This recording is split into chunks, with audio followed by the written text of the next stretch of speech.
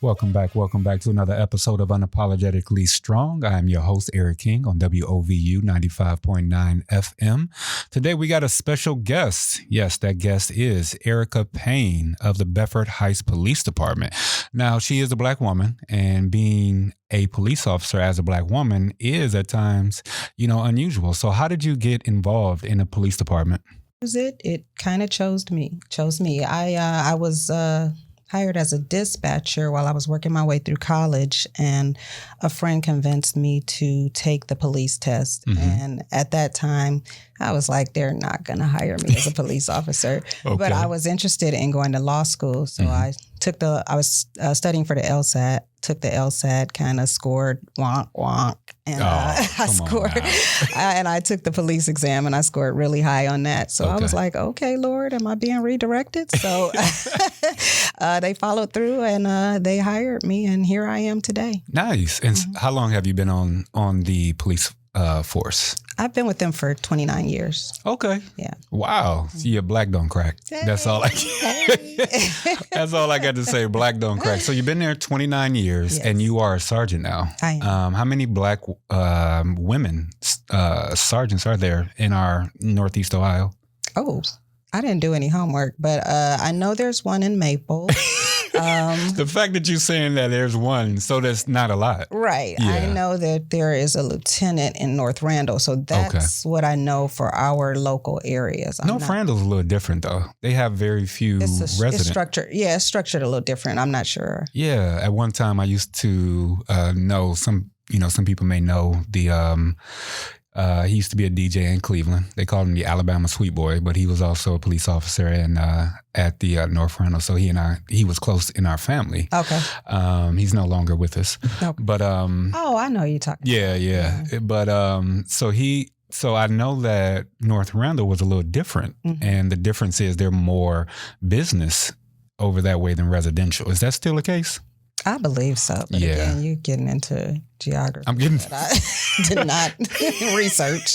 But yeah, I guess. You didn't do your homework. I did not. So the idea that a lot of police officers choose the legal route. So in other words, you didn't go to law school, but you're also in a legal profession. You're in enforcement rather than, I'm assuming, the interpretation of the law. So when you decided to actually make that switch, I mean, did you understand the gravity of what you were doing? I mean, because the enforcement aspect is vastly different than actually the interpretation aspect of the law. It is. And I will preface it by saying that I did have the pleasure of being a detective for 12 years. Nice. So that was kind of a combination of the interpretation and the enforcement. So you kind of got the best of both worlds in that role. So, but yeah, when you become an officer, you are trained on all of the ordinances that we have to follow. Now, what happens after we encounter someone is out of our control. We don't. People don't understand that. Yeah, we don't see that aspect of it. So, I mean, the detectives will have more, to say and do with what's going on, because they're going to be dealing firsthand with the prosecutors. Gotcha. But yeah, the officers themselves, they will look at the ordinance and see if whatever the crime is, if it fits, if it applies, then you may or may not be charged with it. Yeah, because a lot of people don't know that. Your job is just to enforce it. Right. And so whatever the law is on the books, you got to follow it. So to speak. And so the interpretation or what happens from there is a different part of your job. Yes. But a lot of times it is believed, when you pull someone over or you go and enforce the law, that is your job to interpretate what they should and should not do. Correct. And what I've heard, and you can tell me if I'm wrong on this, because I'm not, that makes the job a lot harder. Yes. Because you are a human, and because you are a human, you do have certain emotions that come along with your job. Can you talk about that a little bit? Okay, so give me an example of. Oh, we got to be specific. Yeah, okay. I don't want to go off on a tangent, and you're like, that's not what. I want you to go anywhere that you want to go. I mean, so there are some cases where we do have some flexibility in how things are applied. But nowadays, there's some things that are out there that are so convoluted. It's hard to interpret, how it's supposed to be presented. So, we have those conversations. Sometimes we'll have them on scene, like where should we go with this? Or sometimes we even have to reach out to the prosecutor while we're dealing with something to determine how they want us to move forward. And they'll base it on the totality of circumstances. And so you have layers. So what I like to hear is you have layers. And so when you said that you had the opportunity to be a detective, and which it sounded as if there's a distinction between what you did back then and what you do right now. Can you talk about that? So right now, you're kind of responding and addressing something as it's going on. Okay.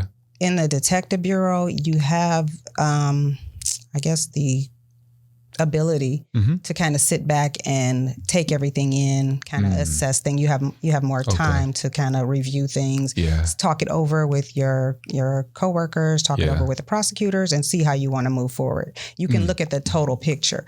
With us as officers on the road, we're just dealing with what we have right in that moment, in front of you. And we're also thinking ahead of, okay, we got to deal with this situation, but then we got to move on to the next situation. So it's kind of like we're constantly moving, So right now, you're in charge of individuals. Correct. Right. So you have other officers under you. Correct. What's your next step? Where are you going from here? Only God knows. I said, every step that I've made has, it hasn't necessarily been a plan of mine. I just kind of follow where I'm led. I mean, so moving to where I am now, it wasn't a comfortable move, but I felt led to do it. So. Okay. And how long, because I think when I met you, you had just became a sergeant? Yeah. So that's been what, little over a year now? It was May 1st, I think was my first. Last year. Yeah. Okay, yeah.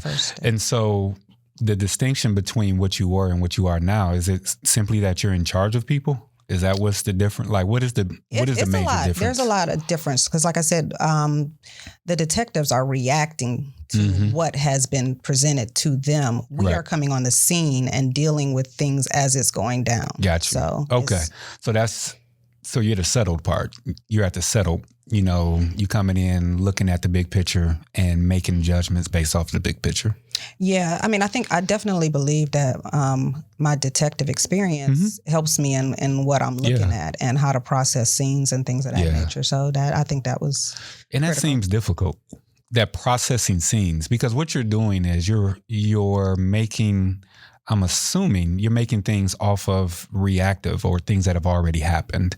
And so you got to put the pieces together. That got to be difficult, man. It's difficult. I wouldn't say difficult. It's definitely interesting. You never know how something might play a role in a scene. So, you might look at something and be like, oh, that can over there, that's not required. Okay. And then when you interview someone, they're like, it all started over that Lysol can. And you're like, oh, that is important. Right. Let's do this. Let's do this. Right. All right. So before we jump out to our first break, so this show is called Unapologetically Strong. And so what we like to do is spotlight the strength of the individuals that, choose to come on the show and spend a little time talking about themselves with me. So my question that I always like to ask my guests is, where do you find your strength?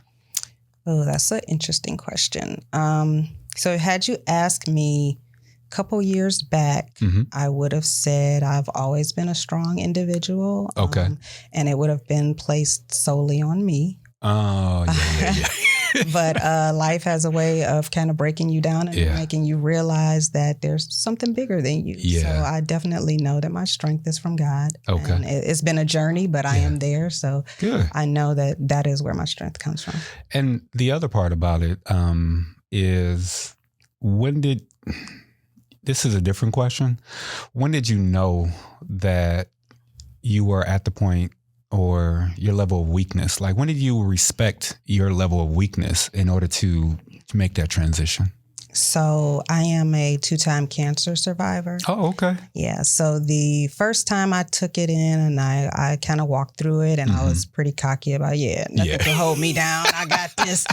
And then I got hit again the second time right after my 3rd year appointment, which is when they say you're clear. And I got hit with the second one, and that just knocked me down like bricks. Yeah. So I was just like, I got to go through this again. Wow. And it was just, to me, it was God saying, see, you didn't get it the first time. So we're going to have to take you through this again. You didn't learn the lesson. Right. You didn't learn the lesson that I'm in control. So that's where my realization came. Congratulations on that, man. Thank you. Congratulations. And so breast cancer, because you're a woman, that's the very first one, right? Next is all the rest of them. So breast cancer. Yes. Now, is that something that, because it's genetic, was that something that prior, like, you know, to your adulthood that you were aware of? Because I know a lot of people are getting preventative double mastectomies right now. Yeah, no. Well, I should have went that route. Okay. But no, my grandmother on my father's side, she did die young in her 40s. Okay. We didn't know what the cancer was because it had spread so far by the time they caught it. I was going to say back then they weren't, because, you know, Susan G., you know, she didn't decide it. Whoever that, you know, what that person is, she didn't brought it all out. Right. Go ahead. So, so I was tested because I was so young when I was, you know, when it was found in me. And I do have the BRCA1 gene. So that is hereditary. So then we had all the other females in my family tested. So I always kid my sister, like, I saved your life. Is that a younger sister or older sister? She's younger. See, look at that. That's that older sister. Right. But she's a doctor, and doctors are the worst patients. Man. So had she not, had I not done it first, then she probably wouldn't have looked into it until later on. I agree with you. Right. You know, anyone in the medical field or whatever, they definitely. So when you say the other women, so you had your grandmother. And then how many other women were just enlightened by something that you dealt with?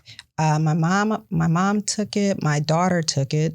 Praise God. She doesn't carry the gene. Okay. And I'm not sure that was the immediate family that took it, but we put it out there for everyone. So, okay. Yeah. So you said mom, you, your sister, and then your daughter? Correct. And so all of you all took it. And out of the 4, because it's interesting how genetic works, right? So 1 out of the 4, if you know how the genetics works, is either that gene is going to be on or off. And you said out of that 4, your daughter was off. My daughter was off, but my sister and I both had it. Yeah. Actually, I forgot. My brother also tested. Yes, because it affects men too. Yeah, so he tested and he was fine. So it was everyone in the line of my father that, you know, tested it, and it came through his line. So my mom was fine, and my daughter's fine. So what you're saying actually fits it. But the fact that you were brave enough to allow yourself to have that moment and just be like, all right, so all y'all need to go get this. Yeah, and absolutely. So I was the first, right? So all y'all need to get it right. And so I really appreciate you sharing that story. And so we're going to take a quick break.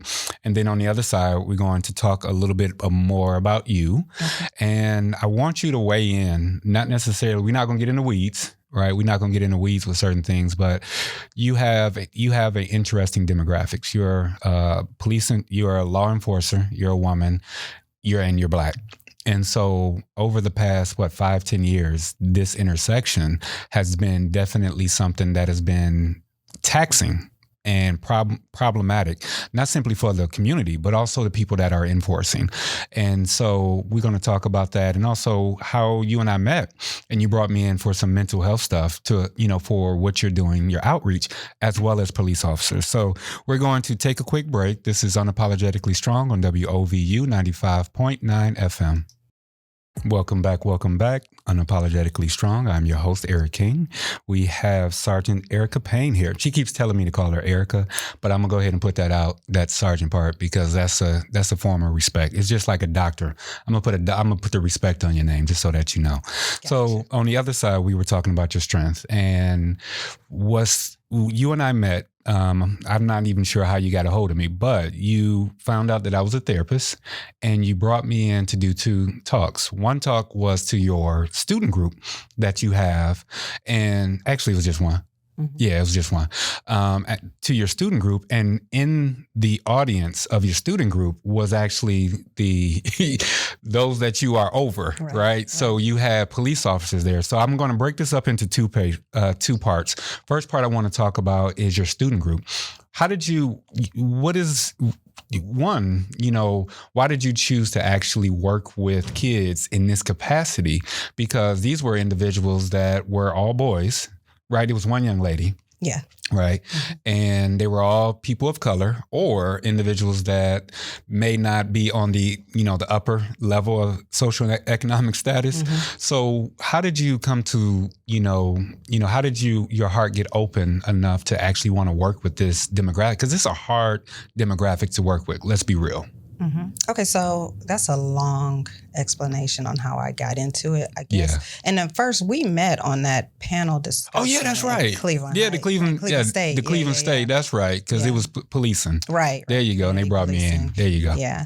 But and then after I heard you talk, I wanted you to come out and speak to my kids. So I have had this program. It's called PACT, Police and Community Together, since 2010. Okay. And we've had over 400 kids. Nice. Come through our program. It was a yearly program. It went throughout the year. We used to meet bi-weekly, and every 2 weeks, I'd have a different guest speaker or we'd have a different activity. And we talked about everything under the sun, from bullying, music. That's one of my big ones. I'm a big music head. So I like to play music and kind of break it down. And we discuss the lyrics and things of that nature. We talk about sex. We talk about drugs. We talk about budgeting your money, just everything that I feel like they need to grow. So I'm constantly trying to pour into them. And I'm constantly trying to get guest speakers that'll do the same. So that's a plug if you're listening, right there you go. If you're listening, we need some help. Yeah. But is this something you started? I couldn't remember. So this is something you started, and this is something. How did you get buy-in? I mean, because let's be honest. Like I said, I know a fair amount of police officers. There's I hate to say it, there's some jadedness, right? I'm just here to do my job and whatever, earn this check and go move on. Like, how did you get buy-in from your department? You got that look on your face. Because I was the new sergeant at the time. So I just kind of put it out there to my guys. They didn't really know me yet because, I was kind of sheltered.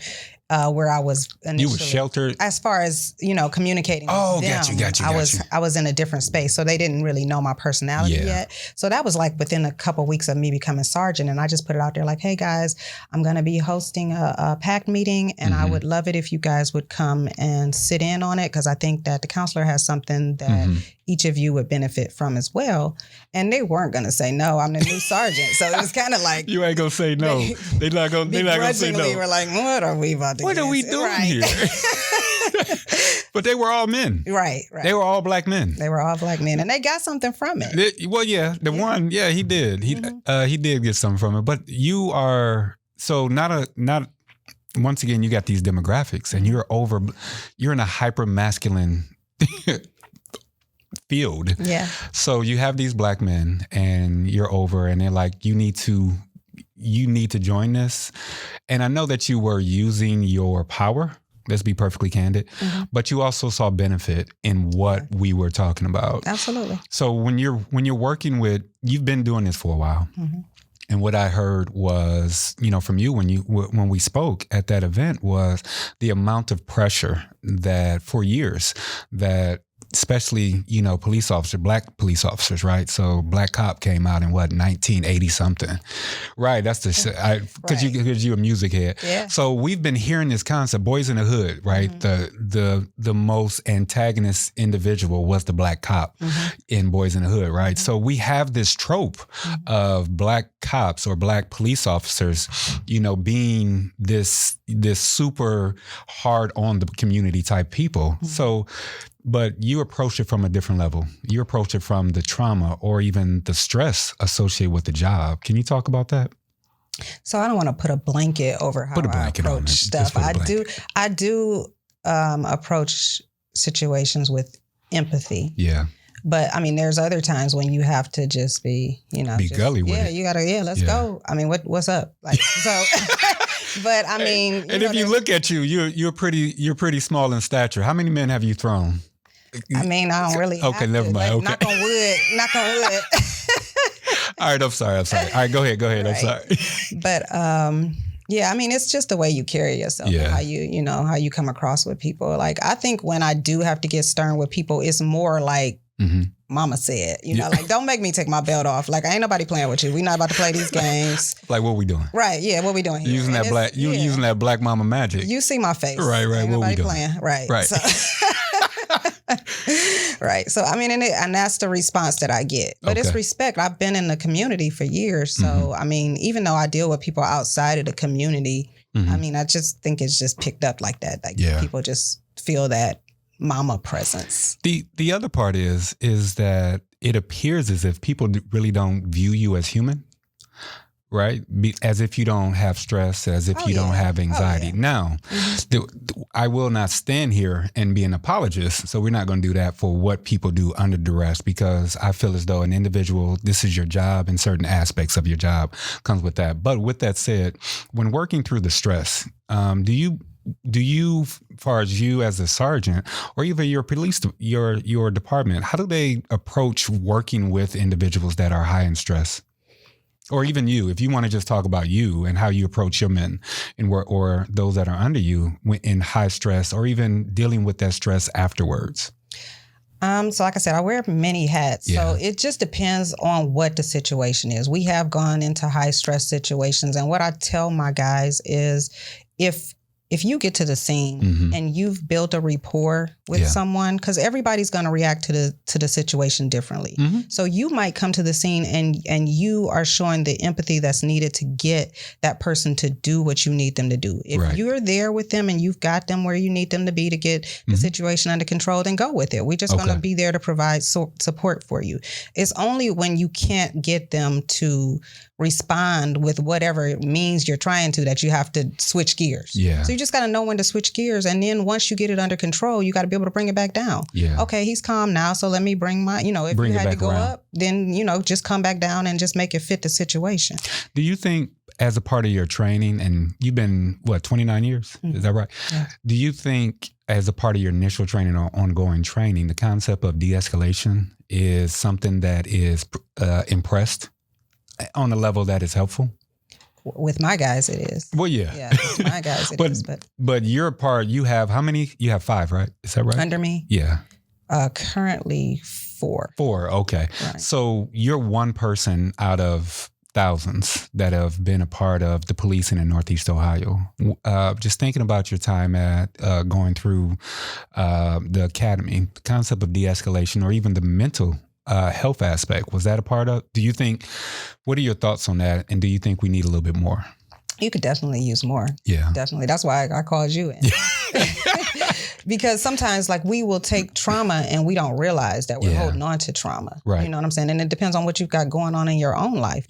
I'm a part of a 7-city team that we respond, we're hostage negotiators. So we respond to barricaded subjects. It might be someone who and we've had this, someone who committed a robbery and they take off running and then they lock themselves in a building or something like that and it's surrounded. And now they call us in to kind of talk them out, so we have to use different tactics to kind of get that situation under control. Yeah. So the concept of de-escalation, even when I talk to my dad, it seems like it's more of something that is new, so to speak, in the way that the public is actually asking for. So now we have this concept of sending mental health providers out with police officers. What are your thoughts? Oh, you just made a face. You don't want to talk about that? No, it's fine. I just don't think.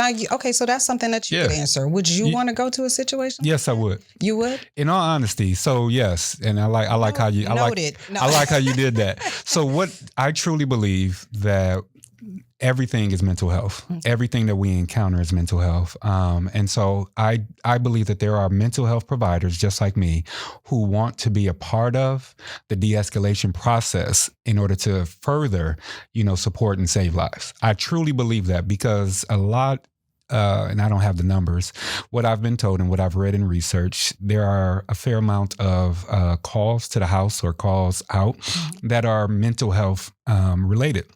And so when you have someone that is trained in that field or in that realm, I truly believe that you'll see a change. And so during our training that you have invited me for, we'll talk a little bit about that. But I would go out. Now, my wife and my kids might not like it, but I truly believe that there are mental health providers out there in the world, or even in Northeast Ohio, that feel the same way as I have, because I've spoken to people. So I've said something about it. What about you? Well, one, we will put you on the roster and get you suited up. Okay. Do I get a badge and a gun? No, not a badge. Wait a minute. You got your own gun. That's something we could talk about. But no, it depends. Like, I mean, with I like that you would be interested. Some other mental health professionals are like, no, I don't want to be in that. It's the white ones. Yeah. No, I'm just going to be real. It's the white women. And I'm not cashing any, I'm not trying to be cute. I'm not doing any of that. Our industry is saturated by white women who are doing this thing in most cases as a hobby. And then the other thing is, because of white guilt, they want to go save every black boy or every black individuals. And so because of the way that, and this, you didn't got me on my soapbox, I got to jump out. Because of the way that they pay us, it is very hard for strong, economically driven head of families, both men and women, to actually do this job and make a living out of it. Okay. And so, so when you talk, I'm guaranteed the people that you spoke to are white women. And no, they're not going to go out and do that. Yeah. But there are other people like me. So I'm gonna jump off my soapbox. I'm gonna jump on a quick break. This is WOVU 95.9 FM. Welcome back to Unapologetically Strong. I am your host, Eric King. We have Sergeant Ericka Payne. And what we didn't address or go back to was, so prior to going on the break, I got up on my soapbox, and so I'm gonna jump down for a little while, but I'm gonna hand it back over to you. And one of the things that were kind of interesting is you are the sergeant over, and all of those up underneath you, at least from what I saw, were black males, and also the individuals that are part of your program are mostly black males.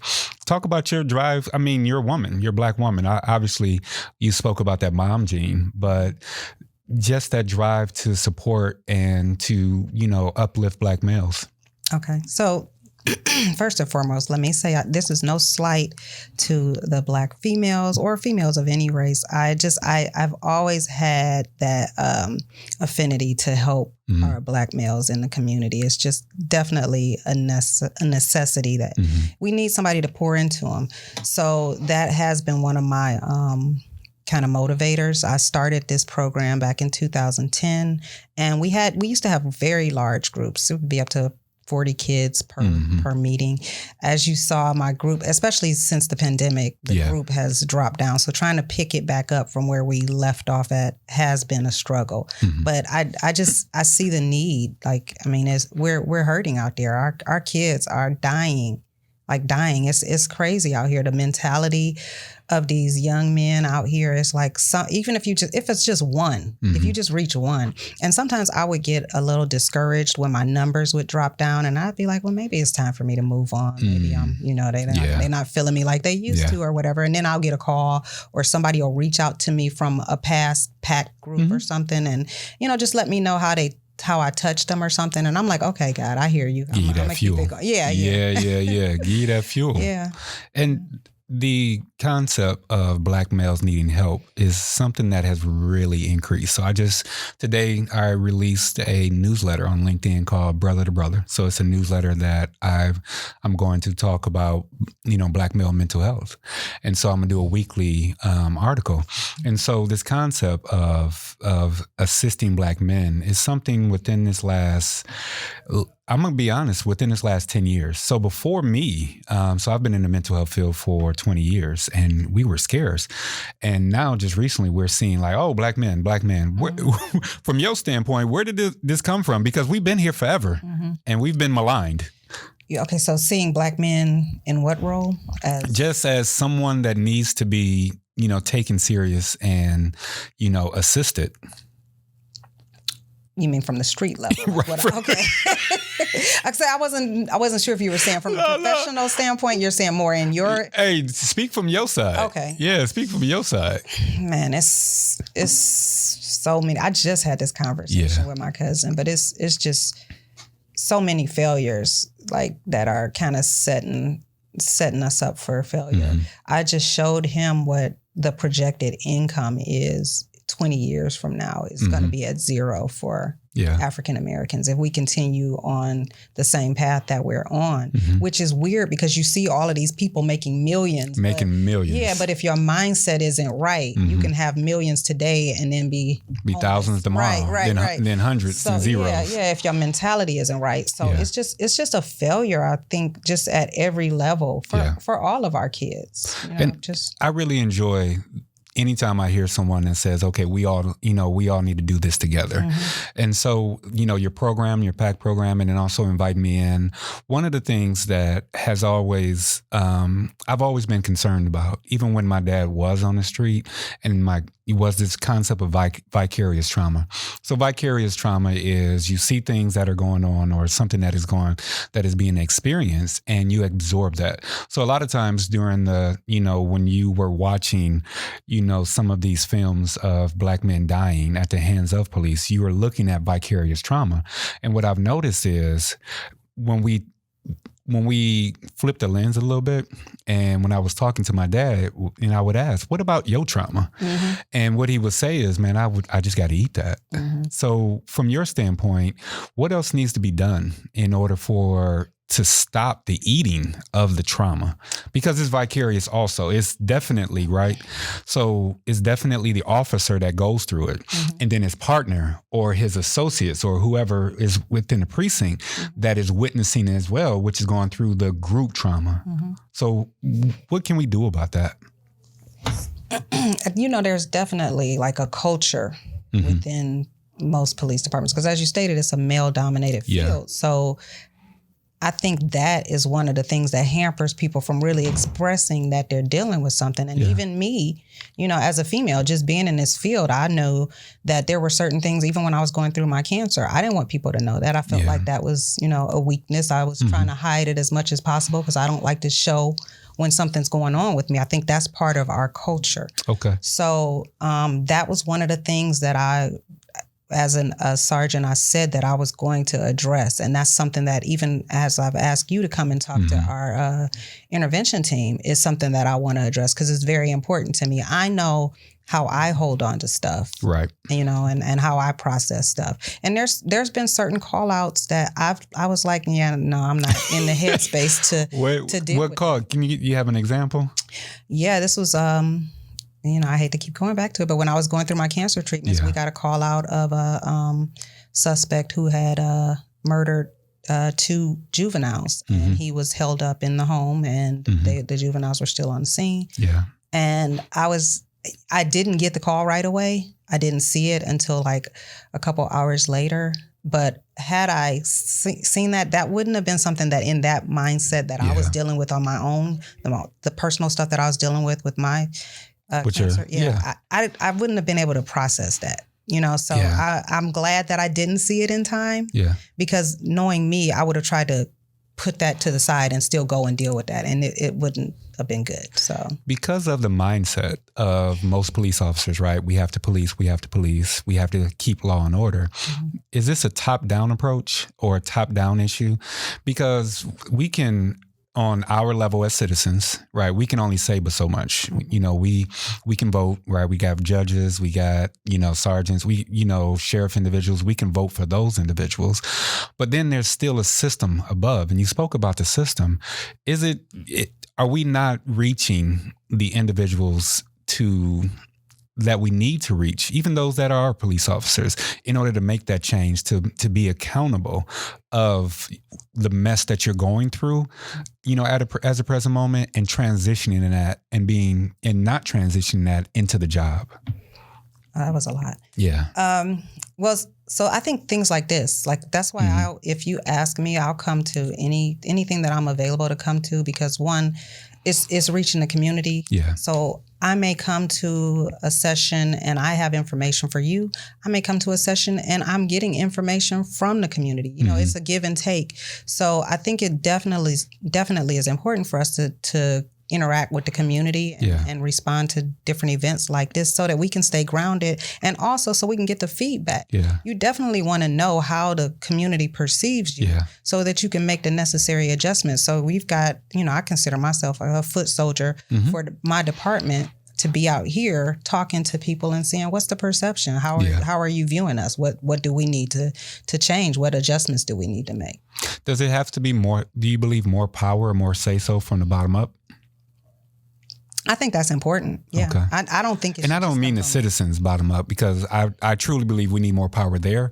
But the individual doing the work, do you believe we need more power from the bottom up in order to make changes at the top that you actually want? Yeah, because I think it's at a certain level of the top, they're kind of out of focus of, you know what I'm saying? Like, I'm not saying that. No, you're real. Slamming. No, that's real. But I'm just saying, I mean, you're at an administrative level where you're dealing with a different aspect. Right. Say it as it is. Right. Yeah. So you're dealing with a different aspect and you want to have somebody who definitely has a hand in, what's going on within the community. So that's the overall disconnect. There's a difference between politics, policy, and foot soldiering. And I think far too often we have too many individuals at the top that are playing politics. And in this day and age, we have way too much going on within our field because to go back to something that you said, a call out, right? So if an individual is going through something, and because of the culture of the precinct, they're not going to be honest about it. They haven't actually de-escalated themselves or decompressed or processed themselves. And so they go, as a call out, right? As a, what do they call it? Police traffic stop. I mean, just imagine the amount that they're going through because from what I was told, the traffic stop is one of the hardest, most stressful times. It's dangerous, yeah. Yeah. And so you got all that and we're not decompressing. And so we're sending individuals out with, authority to do certain things and they're not decompressing. And that's where I think it's important for your first level supervisors to recognize that. So with me, I'll do a check-in with my guys. Okay. It might be annoying to me, but I'll be like, what's going on? You staring off into space. What's what you thinking about? Like, if I see something that looks a little different or a little off, I'm going to address it. Yeah. But I think, I'm going to be honest with you, and I'm going to say it.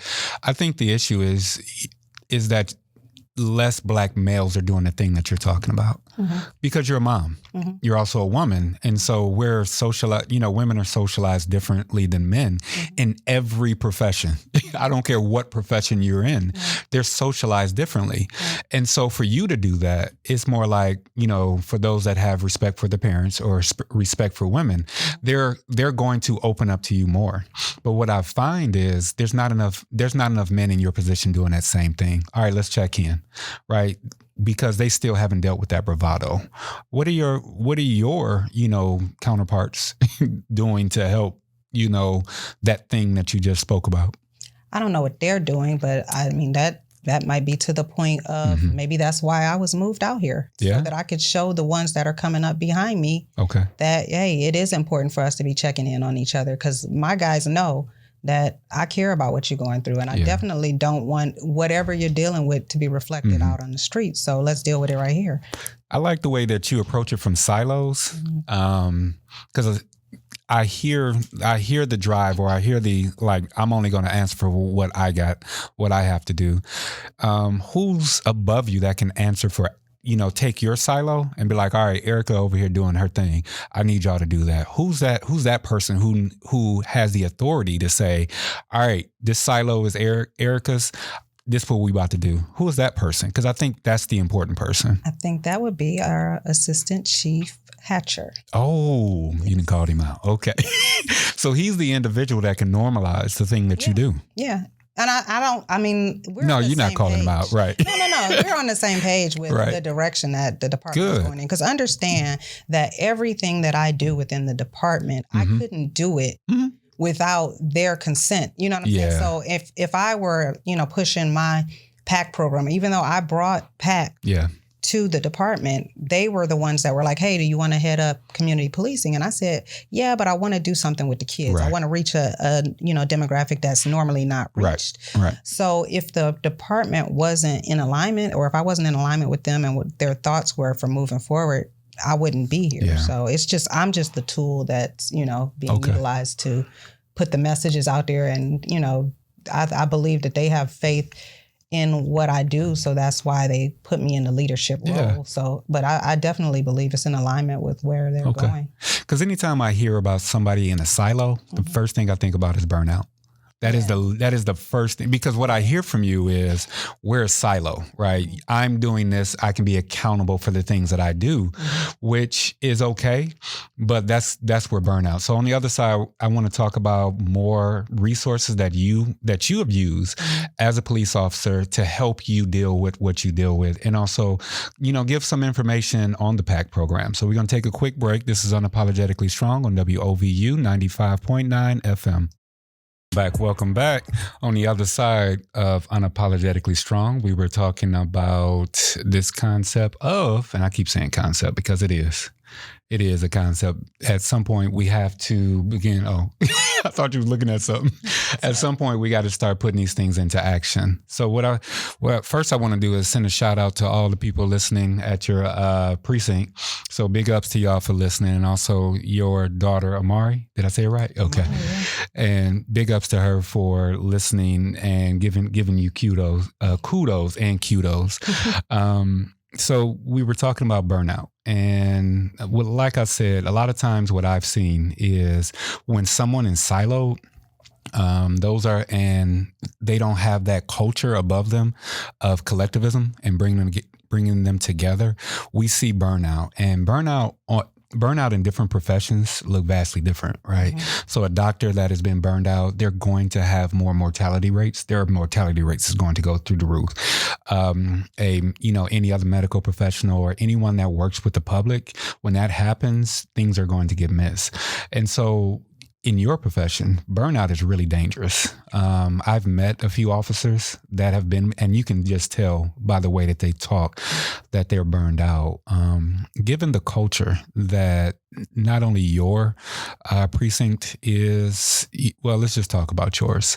How do you combat burnout where you are? I know we talked about what you did, but just the overarching culture of, your backup. You said you got backup. You have people, out there for you. So just talk a little bit about, how you guys combat against, burnout.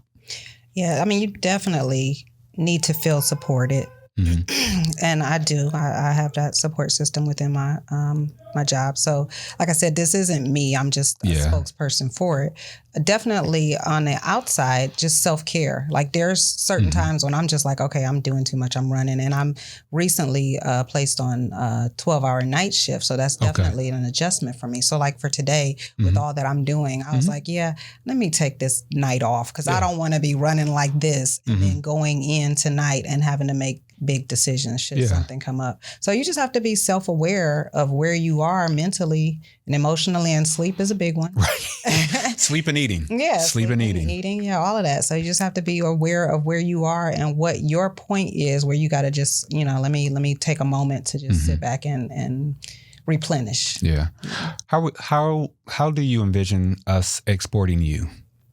So I get what you're saying. And once again, one therapist, with a population or a client population of 10 has the ability to affect 100 people, right? Because of those 10 people. And I get that, but that's one therapist. How do we export you? How do we export the things that are happening at the Bedford Heights Police Department? I think it's being done with the programs that we have. Like the people that we touch, they touch someone else. You know what I'm saying? So, and another thing is, which I had to kind of realize myself is, I was pouring into all of these people within the community, but there was people in my family that I needed to pour into. I was like, hold up, let me take a break from this for a minute and start pouring into something a little closer to home. So I think we all have the ability to reach out. And we also, I didn't mention it, but I'm a member of Amani Church. Okay. So the outreach there, we're definitely community based. Yeah. So I'm working all over the place. I wear multiple hats. Yeah. So we're all trying to reach out and touch one person, at least one person. Yeah, and that's a part of, I mean, let's just be honest, it's a part of our culture. Mm-hmm. If you meet a person who cares about their position, Mm-hmm. you're going to also find that person that cares about their outer life. Mm-hmm. And so they're going to do things like you just said, right? They're going to do things, get out of the office and get into the community and do stuff. So I definitely believe that, you're on the right track, but there is how do we get more of you? So when is the test coming up for all this? Okay, that's what you were going to. So yeah, we are looking for new officers. No experience required. You can reach out to us, Bedford Heights. Let me get the exact. Get it right. But we are offering a test on June 8th, and we will put you through the academy. No cost to you. Let me find my. Now, while you're looking for that, coming through the academy and taking the test. So there's a step. So you take the test first, mm-hmm. and then you get connected to the academy. And then once you go through the academy, then you go to, does it depend on where you're actually taking the test at to where you can go? No, so the test would just be specifically for Bedford Heights officers. Mm-hmm. And then they go through a background check. Mm-hmm. Once they make a selection on who they choose to hire and how many they choose to hire, mm-hmm. they will send them to the academy unless they already have academy in their background. And then once they're done with academy, which I think is maybe 6 months now. Don't quote me. Once they're done with that, they will come back and then they'll go through our field training, which is a couple months. Okay. And what's the number again? Or how they can get, connected again? Because I want to make sure that if we have someone listening, mm-hmm. That they would actually, go through it. Yeah, and listen, check it out. Even if you're not sure that this is the line of work for you, because you could have never told me a million years that I was going to be a police officer. But hey, I wouldn't have been able to reach the people that I've reached mm-hmm. if I would have taken the other route and become an attorney, especially a prosecutor. I wouldn't be on the ground to, you know what I'm saying? So it would have been a totally different aspect. I'd have been in law enforcement, but totally different. So this was definitely a blessing. And these are some of the requirements. Mm-hmm. You do have to have a valid driver's license, must be 21 years of age, high school graduate or GED equivalent, and be able to pass our physical agility test. Yeah. The pay range is from $64,000 to $84,000. Okay. That's a pretty good pay range. Mm-hmm. You can call and speak with Stephanie at 440-786 3213 to get more information. And to get applications, you can go to, hold on, I just saw it. Just missed it. What? So everybody, she's looking at her phone right now. So she's going through it. So if anybody has ever, gone through and tried to get information from it, it is problematic. Go for it. BedfordHeights.gov #employment. BedfordHeights.gov #employment. Is that about right? That is correct.